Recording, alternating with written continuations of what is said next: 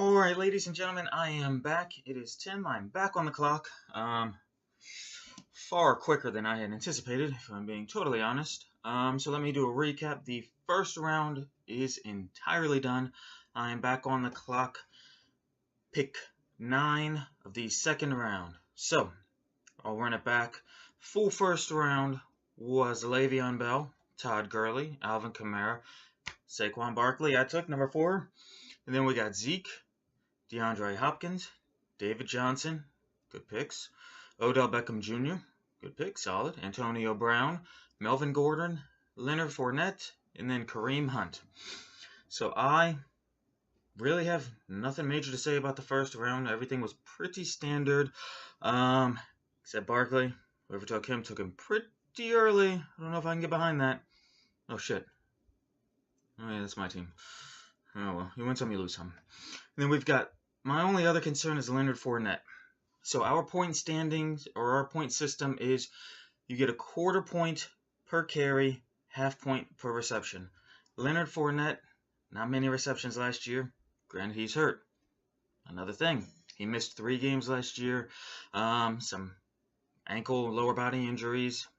That's not a good thing. It's not a good sign. He had those issues in college as well. So I don't know.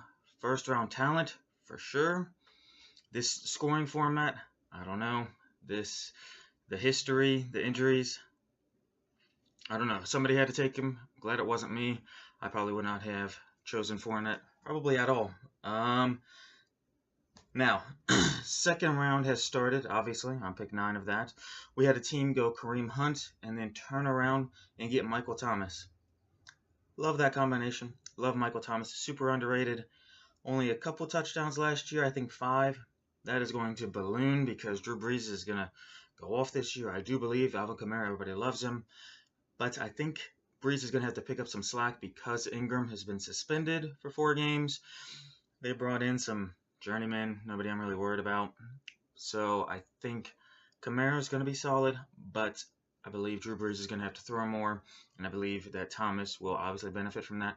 Also, I'm a little bit biased. I did have a league last year, which I won the championship with Kareem Hunt and Michael Thomas as the backbone of my team. Obviously, there is concern about Kareem Hunt, the Andy Reid effect. Sometimes he just forgets that he has a running back at all. Sometimes Kareem Hunt gets 10, 11 carries. Still gets a lot of receptions, though. And that is the value of Kareem Hunt, especially in this type of league, half point per reception. Also, so with the scoring format, we do have 6-point passing touchdowns. That's a big deal, especially when you have a couple quarterbacks who throw 35, 40 touchdowns every year.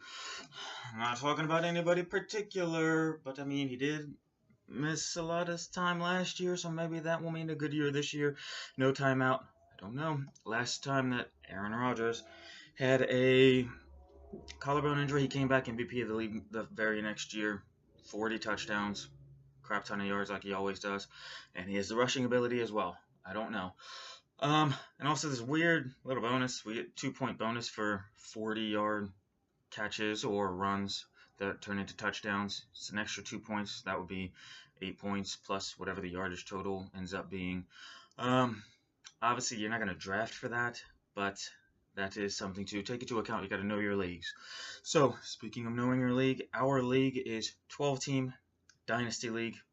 27? I always forget because there's so fucking many. 27-round draft. Round 2 we are in right now. The team construction is 1 quarterback, 2 running backs, 2 wide receivers, 1 tight end, and then 2 flex. There is no super flex. There is no defense. There is no kicker. The flex will only be wide receiver, running back, or if you want tight end. It's usually not done, but you never know. Some people have their own thoughts. So rounding out the second round, we have Dalvin Cook taken after Michael Thomas. So we have a Leonard Fournette, Dalvin Cook combination that I can get behind. Fournette's not going to catch the ball. Cook will. Makes sense to me. And then we have Melvin Gordon paired with Julio Jones. Jones is good if he scores. He was great in a couple games last year. He always gets 1,400 yards, 3 touchdowns. I don't know. I mean, he's a great football player. Very hit or miss in fantasy football. I know I had him in a couple of leagues, not last year, but years past. Same kind of thing. I don't know. Antonio Brown, Devonta Freeman. I do not like Devonta Freeman. I kind of hinted at this before. I'm a number one kind of guy. And Devonta Freeman, you have Tevin Coleman. Tevin Coleman cuts into your value. Therefore, I am not a fan. Odell Beckham Jr. paired with Jordan Howard. Same kind of thing with Leonard Fournette. Jordan Howard's great. He has hands, I guess. I don't know. He doesn't catch anything, but he will have solid carry value. Problem is, though, you get quarter point per carry, half point per reception in this league. So, second round, I can get behind it, but I personally would not have drafted Howard at all. And this is where it starts to hurt. So, we have a team with David Johnson and Jerick McKinnon. I was hoping Jerick McKinnon would fall to me. I love Jerick McKinnon. There is nobody behind him. He's been touted, Mike Shanahan offense. He's going to get the ball. He's a Devonta Freeman without Tevin Coleman. It's like that type of scenario. That's what he's been compared to. He should do very, very well. Should be great. I was hoping he would fall to me. He did not. David Johnson, Jerick McKinnon. Whew. That's awesome. Then we have DeAndre Hopkins paired with Christian McCaffrey. I mean, I don't know. McCaffrey, he will catch a lot of balls, but I'm not too sold on him as a running back. So he's great hands. Running, though, was the problem last year. Rivera's talking he's going to get him 15, 20 carries per game. Sure. I mean, you got to say that, but why would you go and get C.J. Anderson? Why spend that money if you're going to make McCaffrey your bell cow? Is that in case he gets injured? I don't know. He's a little guy. He said some reports that he put on weight. I don't know. Don't know if I buy it. And then we have Zeke Elliott and Keenan Allen. Keenan Allen, if he had fallen to me, I would have had a really, really tough decision on my hands. Keenan Allen is going to be a monster. I do believe if he can stay healthy, he will be a monster. Second half of the year, he was a monster. He got that timing back with Phillip Rivers. Monster. Take out Hunter Henry. Melvin Gordon is great. He'll catch a lot of passes. Keenan Allen will catch more. Hunter Henry gone especially.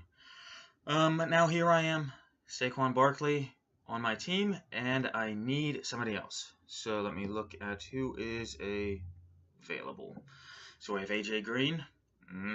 Not a big fan. I live close to Cincinnati, so I have to watch Bengals games kind of by default sometimes. My family's Bengals fans, so AJ Green, phenomenal receiver. But I don't know. He had to fall off. I do not trust Andy Dalton at all. Coach, Marvin Lewis, not really sold on him. Devonta Adams, Packers fan. Titties. Packers fan, yes. Devonta Adams fan, not as a one. I do not see him as a number one wide receiver. He had one great year last year, undeniable, but that was with Jordy Nelson as the number one. Everybody says Jordy Nelson is busted. I vehemently disagree. I love Jordy Nelson this year. I may draft him late. But I am not a big Devonta Adams fan as a number one. Last time he was a number one, last time Jordy Nelson got hurt, he shit the bed. 2 years later, he may have grown as a receiver. He may be a tried and true number one. I haven't watched film. Maybe he has been. Maybe defenses have treated him like the number one. I don't know. I'm not sold.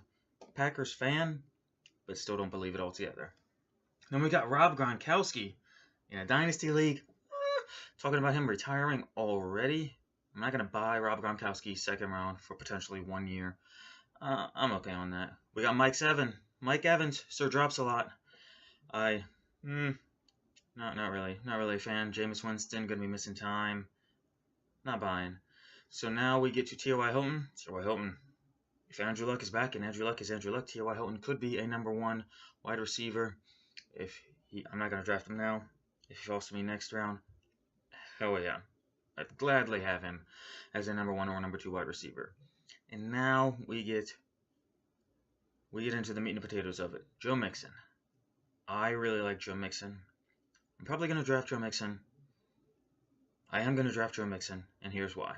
He, to me, is just like Jerick McKinnon, except for the fact that he is established in this offense. Cincinnati Bengals, told you. I live near Cincinnati. I watch the Bengals. When he started to get the time, to get the carries, to get the receptions, he played well. And that's what I like. Gio Bernard, I'm not worried about him. Jeremy Hill, he's gone. He's with the Patriots. Probably might not even make the team. I am not worried. Joe Mixon, to me, does not have a lot of competition, and that is what I look for, especially first 2 rounds. I want volume, volume, volume. Saquon Barkley, nobody's behind him, nobody worried about. And then Joe Mixon, I don't think Gio's been with the team for many years. He has never had a workhorse back load. They do not view him as that. Therefore, I do not view him as that. I do not worry about Gio Bernard at all. Good football player, no concerns. So with this pick, I shall draft, if I can figure out how. There we are. Joe Mixon has been drafted. And let me look at the draft board. There we are. Terrible view. Don't know if you can see it. Saquon Barkley, Joe Mixon, probably backwards. Sorry about that. Let's put it officially on the board. That I fucked up the reveal for. We got Barkley, and then we have no pen. Fucking video too. I will wear him on, show you next time. But for now, holy shit, I can already see. Derrick Henry went next.